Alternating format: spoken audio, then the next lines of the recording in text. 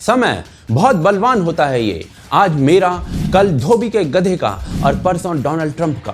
किसे पता इसके पेट में क्या है। एक विश्वासघाती प्रेमिका की तरह ये आपको छल सकता है। और जब इसी समय के पहिए की तिल्लियां महाराष्ट्र की राजनीति में गिनी जाती हैं तो शकुनी के पासों की तरह ये अपने अंक बदलती है।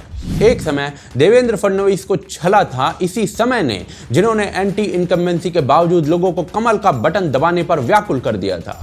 आज वही समय छल गया है उद्धव ठाकरे को। अंतर केवल यह है कि समय का मोहरा पहले उद्धव थे और आज फडणवीस। छला पहले भी अपनों ने था और आज भी, परंतु फडणवीस सीएम क्यों नहीं बने? क्यों एकनाथ शिंदे को सीएम बनाया गया? 10 दिशाओं के 10 आयामों में खेले जा रहे इस चॉपर के गेम का जो शकुनी है वो आज आपको दिखाएंगे। बने रहिए हमारे साथ, देखते रहिए आज की तारीख।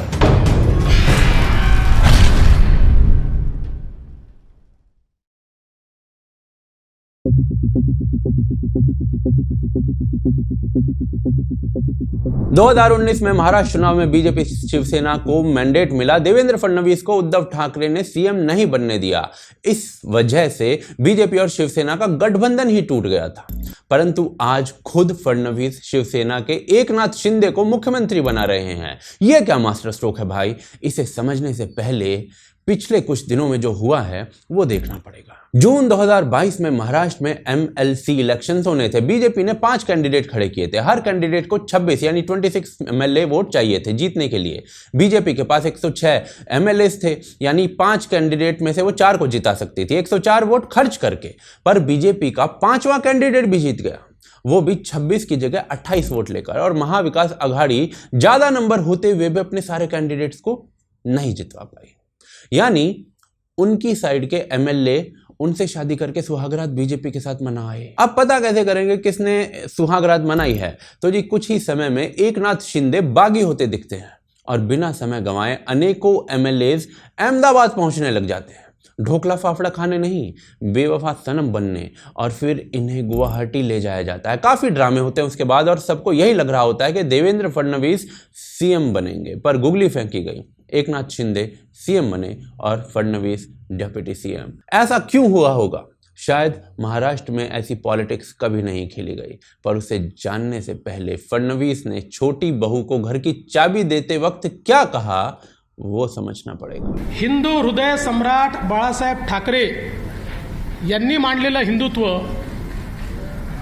भारतीय जनता पार्टी सातत्याने जे हिंदुत्व आणि राष्ट्रीयत्व मानताय, श्री एकनाथ शिंदे जी के नेतृत्व में शिवसेना के विधायकों ने एक ही मांग की कि कांग्रेस एनसीपी के साथ हम नहीं रह सकते और ये गठबंधन तोड़ा जाए। किंतु उनकी मांग मंजूर नहीं हुई। माननीय उद्धव जी ने हिंदुत्व छोड़ दिया, विचारों को छोड़ दिया और अपने विधायकों से ज्यादा कांग्रेस और एनसीपी की बात दिल को लगाकर रखी। शब्द महत्वपूर्ण है। बार बार बाला साहेब का नाम, हिंदुत्व को धोखा जैसे शब्दों का प्रयोग करते हुए कहा गया कि शिवसेना के एमएलएज इस काम से दुखी थे, इसीलिए यह सब हुआ। पर एकनाथ शिंदे को मुख्यमंत्री बनाने की राजनीति छिपकली की पूंछ वाला धोखा लग रहा है। वो देखते हैं अगले अध्याय में।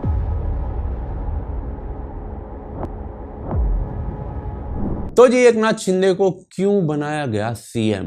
क्या राजनीति है? 2019 में जोड़ तोड़ करते हुए देवेंद्र फडणवीस ने अजीत पवार को अपने साथ मिला लिया था और सुबह सुबह 5 बजे सीएम पद की शपथ ले ली थी। लड्डू भी खा लिया था, अभी लड्डू डाइजेस्ट भी नहीं हुआ था, तो दोपहर तक शरद पवार ने समर्थन वापस ले लिया। फडणवीस बेचारे बैठे रह गए और मैसेज ये गया कि ये व्यक्ति जो है फडणवीस, ये सत्ता का भूखा है जो सुबह 5 बजे शपथ ले रहा है। एकनाथ शिंदे के सीएम बनने से फडणवीस का ये दाग धुल जाएगा भावुक आम आदमी की नजर में। बाकी हम तो स्मार्ट लोग हैं, हमें तो पता ही है। दूसरी तरफ उद्धव ठाकरे ने रिजाइन करते हुए मीना कुमारी कार्ड खेल मारा था। बीजेपी ने शिवसेना प्रमुख बाल ठाकरे के बेटे को सीएम की गद्दी से उठा दिया है, ये कह दिया था। त्या शिवसेना प्रमुखांच्या पुत्राला मुख्यमंत्री पदावरून खाली खेचण्याचं पुण्य यांच्या पदरात जर पडत असेल तर ते पुण्य त्यांच्या पदरात पडू द्या। इस डायलॉग से लड़का शायद वोट लेने की तैयारी में था। शायद आगे के चुनावों में बाल ठाकरे के रक्त को गद्दी से उतार दिया कहकर वोट मिल जाते, परंतु बीजेपी ने शिव सैनिक को ही गद्दी पर बिठा दिया जो पहले टैक्सी ड्राइवर था, और इससे एक मैसेज ये दिया गया कि बीजेपी बाल ठाकरे के शिव सैनिकों को आगे बढ़ा रही है। अब बजा लो ढोलक। अब आते हैं सबसे तगड़े खेल पर। कॉम्प्लेक्स है इसलिए आराम से समझिएगा। जब एमएलए बागी होकर गुवाहाटी में चाय चुस्का रहे थे तब उनमें भी दो गुट हो गए थे। एक गुट बीजेपी मिलने को तैयार था और दूसरा जो गुट था वो अपनी शिव सैनिक की आइडेंटिटी को ही रखना चाहता था, उसे छोड़ना नहीं चाहता था। अब भारत में एक कानून काम करता है, लेकिन एंटी डिफ्लेक्शन लॉ ये बनाया गया था आया राम गया राम जैसी सिचुएशन से बचने के लिए। इसके अनुसार ये विद्रोही एमएलए चाहे 2/3 बहुमत से हों पर एक नई पार्टी नहीं बना सकते। तो दो ऑप्शन रहते हैं इनके पास, या तो बीजेपी में ही मिल जाएं जो कि लीगली थोड़ा मुश्किल था, या फिर खुद को ही असली शिवसेना साबित कर दें। मैं विद्रोही एमएलए की बात कर रहा हूं। एक नाथ शिंदे का ये जो फोटो ट्वीट करना यही दिखाता है कि वो शिवसेना को क्लेम करने के मूड में आ गए हैं।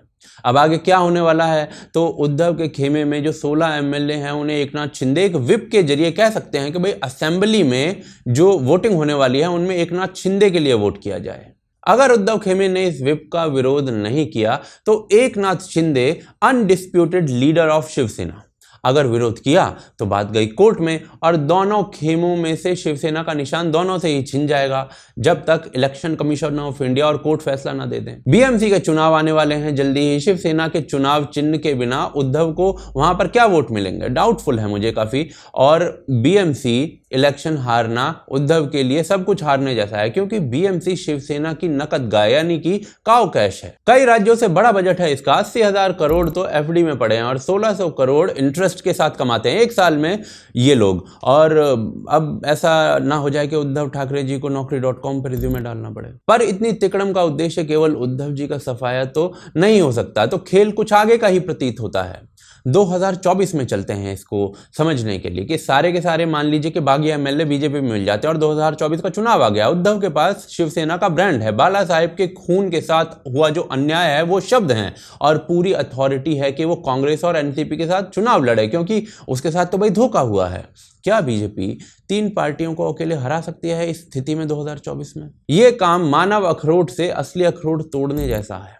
2020 में हुए लेजिस्लेटिव काउंसिल चुनाव में महाविकास अघाड़ी मिलकर लड़ी और 6 में से 4 सीटें जीत गई। 2024 में भी यही हो सकता है, पर शिंदे को मुख्यमंत्री बनाकर शिवसेना को अपने साथ कर लिया। और सबसे बड़ी बात, हिंदुत्व पर अब महाराष्ट्र में सिर्फ बीजेपी बोल सकती है। ये काम हुआ है। नून लगी ना फिटकरी और स्वाद आ गया रसमलाई का। पर क्या इसके पीछे कोई और पॉलिटिक्स भी हो सकती है? इस सारी चीज़ों के पीछे जो यहाँ पर कवर नहीं की गई है वो आप हमें कमेंट्स करके बता सकते हैं। बाकी हमें सपोर्ट करने के लिए patreon.com है जिस पर आप हमें सपोर्ट कर सकते हैं। आप देख रहे थे आज की ताज़ा खबर। जय हिंद, जय भारत।